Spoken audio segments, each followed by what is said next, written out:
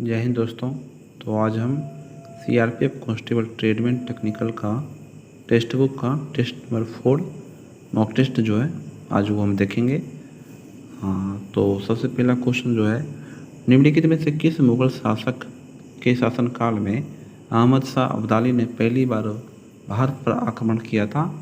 तो शाह आलम द्वितीय के। निम्नलिखित में से किस मुगल शासक के शासनकाल में अहमद शाह अब्दाली ने पहली बार भारत पर आक्रमण किया था? शाह आलम द्वितीय के शासनकाल में। अगला सवाल है, निम्नलिखित में से कौन मौर्य कला का सबसे अच्छा ज्ञात प्रतिमान है? तो स्तंभ।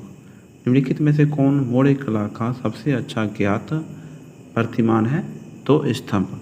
और अगर आपको इसकी पीडीएफ चाहिए तो आप मेरा टेलीग्राम चैनल ज्वाइन कर लें, उसका लिंक जो है डिस्क्रिप्शन में दिया हुआ है, तो वहाँ से आपको जो है इसकी पीडीएफ मिल जाएगी। अगला सवाल है, रामकृष्ण मिशन की स्थापना किसने की थी? स्वामी विवेकानंद ने। रामकृष्ण मिशन की स्थापना जो है किसने की थी? स्वामी विवेकानंद ने। मार्च 2023 में स्टार स्पोर्ट्स के ब्रांड एम्बेसडर के रूप में किसे नियुक्त किया गया है? तो रणवीर सिंह को। मार्च 2023 में स्टार स्पोर्ट्स के ब्रांड एम्बेसडर के रूप में किसे नियुक्त किया गया है? तो रणवीर सिंह को। अगला सवाल है, कोयला एक जीवाश्म ईंधन है जिसका उपयोग बिजली और गर्मी पैदा करने के लिए किया जाता है। निम्नलिखित में से कौन सा कोयले की उच्चतम श्रेणी है और शुष्क राख मुक्त आधार पर 87% से अधिक की कार्बन सामग्री है? तो एंथ्रासाइट।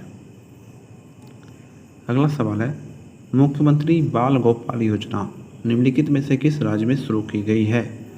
तो राजस्थान राज्य में। मुख्यमंत्री बाल गोपाल योजना निम्नलिखित में से किस राज्य में शुरू की गई है? तो राजस्थान राज्य में। प्रसिद्ध हिंदू धार्मिक स्थल अमरनाथ डैश में स्थित है? प्रसिद्ध हिंदू धार्मिक स्थल अमरनाथ कहाँ पर स्थित है? तो जम्मू कश्मीर राज्य में। अगला सवाल है, हाल ही में समाचारों में देखा गया शब्द सेफ हार्बर किससे संबंधित है? हाल ही में समाचारों में देखा गया शब्द सेफ हार्बर किससे संबंधित है? तो यह सिद्धांत है जो सोशल मीडिया प्लेटफॉर्म को उपयोगकर्ताओं द्वारा दिए गए पोस्ट के लिए उत्तरदायित्व से बचने की अनुमति देता है। अगला सवाल है, भाखड़ा नागल बांध किस नदी पर बनाया गया? तो सतलुज नदी पर। भाखड़ा नागल बांध जो है किस नदी पर बनाया गया है? तो सतलुज नदी पे। अगला सवाल है, मार्च 2023 में केंद्र सरकार ने कितने वर्ष या उससे ऊपर के लोगों को साक्षर करने के लिए एक नई योजना न्यू इंडिया लिटरेसी प्रोग्राम शुरू की है? तो 15।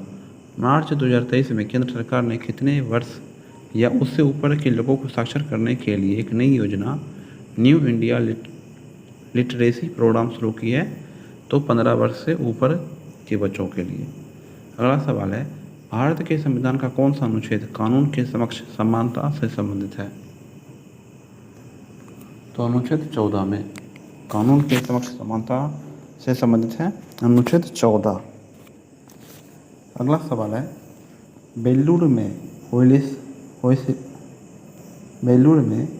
होयसलेश्वर मंदिर किस प्रकार के मंदिर का उदाहरण है? तो वेसर। बेल्लूर में होयसलेश्वर मंदिर किस प्रकार के मंदिर का उदाहरण है? तो वेसर का। अगला सवाल है, निम्नलिखित में से किसने योजना आयोग का स्थान लिया? तो नीति आयोग ने। निम्नलिखित में से किसने योजना आयोग का स्थान लिया है? तो नीति आयोग ने। मेगास्थनी द्वारा लिखित पुस्तक इंडिका निम्नलिखित में से किस वंश के शासन का वर्णन करती है? मौर्य वंश का। मेगास्थनी द्वारा लिखित पुस्तक इंडिका निम्नलिखित में से किस वंश के शासन का वर्णन करती है? मौर्य वंश की। डैश भारत रत्न से सम्मानित होने वाले पहले संगीतकार थे? तो एम.एस. सुब्बलक्ष्मी। डैश भारत रत्न से सम्मानित होने वाले पहले संगीतकार थे? एम.एस. सुब्बलक्ष्मी। अगला सवाल है, सूर्य कुमार यादव निम्नलिखित में से किस खेल से संबंधित है? सूर्य कुमार यादव जो है वो क्रिकेट खेल से संबंधित है। अगला सवाल है, निम्नलिखित में से कौन सी पेंटिंग मुख्य रूप से बिहार से संबंधित है? मधुबनी चित्रकला। कौन सी पेंटिंग जो है मुख्य रूप से बिहार से संबंधित है? तो मधुबनी चित्रकला। अगला सवाल है, भारत के लौह पुरुष के रूप में किसे जाना जाता था? तो सरदार वल्लभ भाई पटेल को। भारत के लौह पुरुष के रूप में किसे जाना जाता था? तो सरदार वल्लभ भाई पटेल को।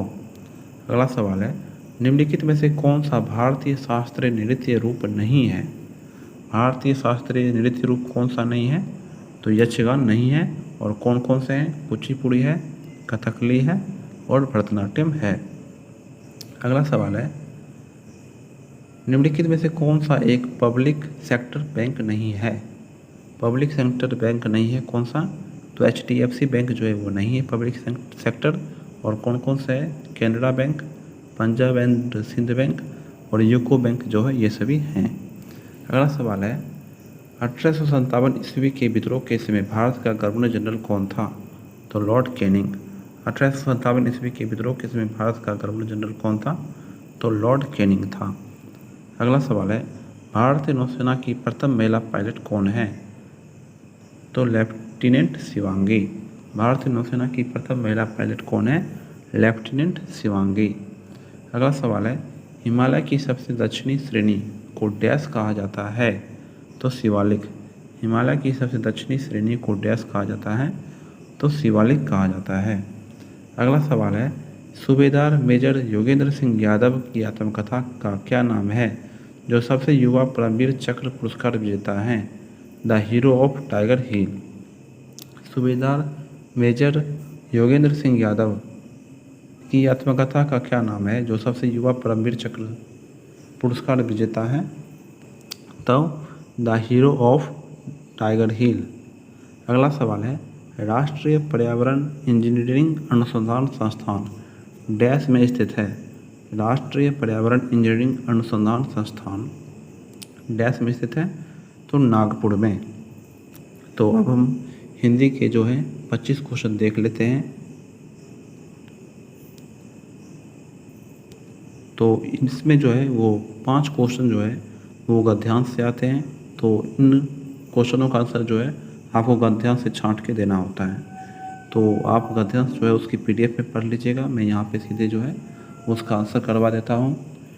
पिताजी ने लेखक को किस दुकान पर अनार का शरबत पिलाया?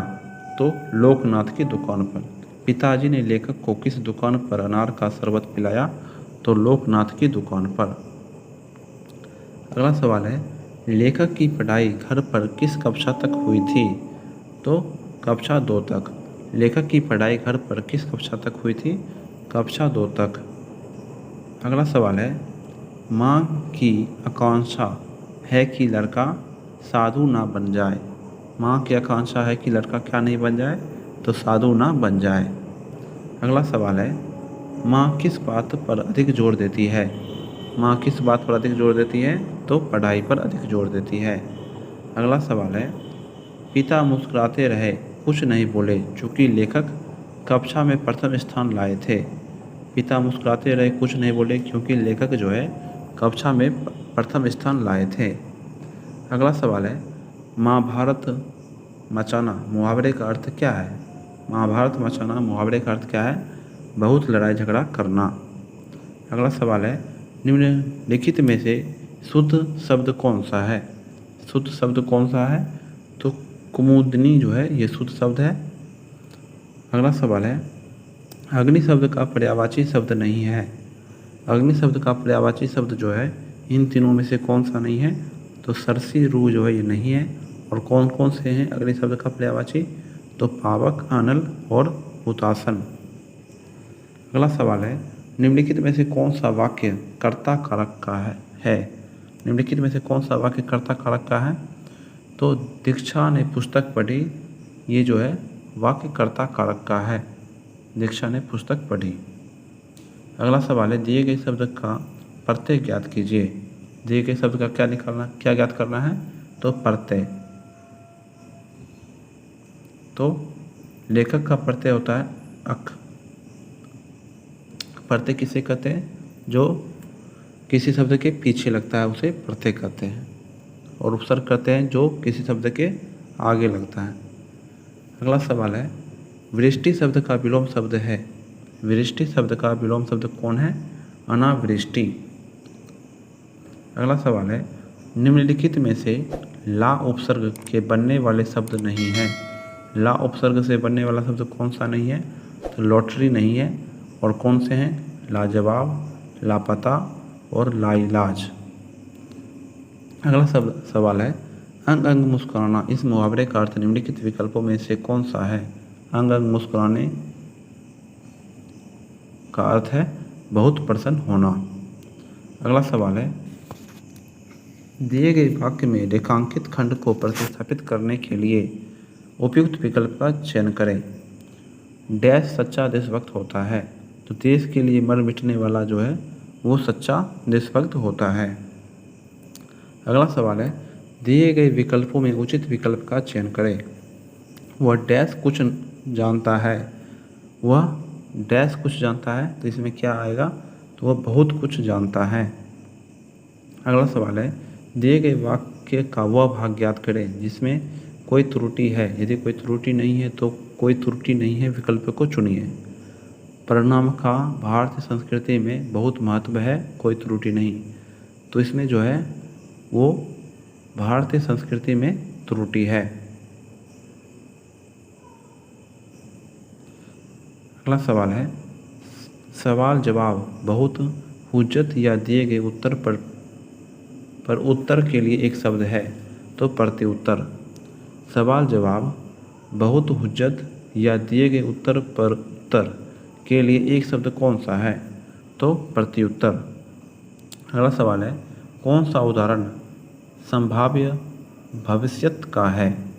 तो हो सकता है वर्षा हो, ये जो है संभवतः भविष्य का है। अगला सवाल है, देशभक्ति का समास वेद है, तो तत्पुरुष समास। देशभक्ति का समास भेद कौन सा है? तो ये तत्पुरुष समास है। अगला सवाल है, निम्नलिखित में व्यंजन संधि वाला शब्द नहीं है। व्यंजन संधि वाला शब्द कौन सा नहीं है? तो कपीस नहीं है। और कौन से हैं? दिग्गज है, जगन्नाथ है और जगदीश है। अगला सवाल है, निम्नलिखित वाक्यों में उनके प्रथम तथा अंतिम अंश संख्या 1 से 6 के अंतर्गत दिए गए हैं। बीच वाले 4 अंश यो, रो, लो, वो के अंतर्गत बिना कर्म के हैं। चारों अंशों को उचित क्रमानुसार व्यवस्थित कर सही विकल्प को चुनें। यानी आपको जो है इन चारों को उचित क्रम में सजाना है। तो इसका आंसर होगा, प्रतियोगिता में भेजे गए फोटो के साथ उचित आकार का पर्याप्त डाक टिकट लगा और अपने पते वाला लिफाफा के साथ लिफाफा अवश्य भेजें ताकि फ़ोटो अस्वीकृत होने पर उसे वापस भेजा जा सके, वरना अस्वीकृत फ़ोटो वापस नहीं भेजा जाएगा। अगला सवाल है, चिकना घरा, इस मुहावरे का सही अर्थ प्रकट करने वाला विकल्प कौन सा है?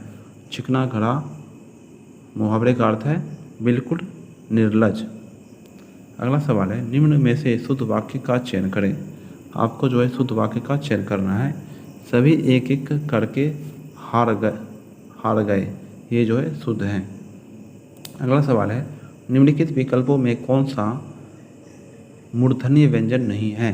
मूर्धन्य व्यंजन कौन सा नहीं है? तो जौ नहीं है। और कौन से हैं? तो डॉ, टॉ और सौ, ये तीनों हैं। अगला सवाल है, भाववाचक संज्ञा शब्द नहीं है।